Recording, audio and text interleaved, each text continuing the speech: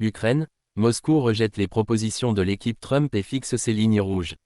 Dans un contexte de tensions diplomatiques exacerbées par le conflit en Ukraine, la Russie a fermement rejeté les propositions avancées par l'équipe de transition de Donald Trump. Sergueï Lavrov, ministre des Affaires étrangères russe, a exprimé publiquement son désaccord, qualifiant ces suggestions de « contraires aux intérêts fondamentaux de la Russie ». Des propositions jugées inacceptables. Selon des sources proches du dossier, les propositions incluaient un report de 20 ans de l'adhésion de l'Ukraine à l'OTAN ainsi que le déploiement de forces de maintien de la paix européennes et britanniques sur le territoire ukrainien. Pour Moscou, ces mesures constituent une atteinte à sa sécurité nationale et une ingérence inacceptable dans les affaires d'un pays voisin.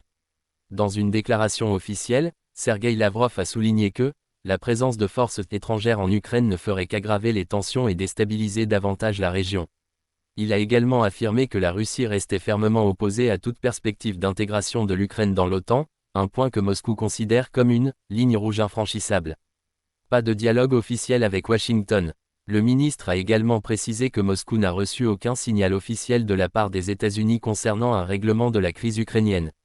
Jusqu'à l'investiture officielle de Donald Trump le 20 janvier 2025, l'administration Biden demeure responsable de la politique étrangère américaine, a-t-il rappelé. Un contexte de tension accrue. Ces déclarations surviennent alors que les relations entre la Russie et l'Occident restent tendues, notamment en raison des sanctions économiques imposées à Moscou et des affrontements persistants dans l'est de l'Ukraine.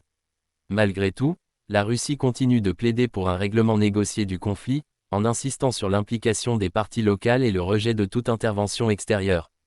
Un avenir incertain. Alors que le président élu Donald Trump a exprimé son souhait d'améliorer les relations avec la Russie, cette première divergence met en lumière les défis qui attendent les deux nations dans leurs efforts de rapprochement.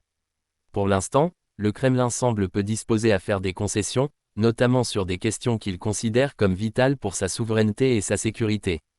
Les prochaines semaines seront déterminantes pour évaluer si un dialogue constructif entre Washington et Moscou est encore envisageable.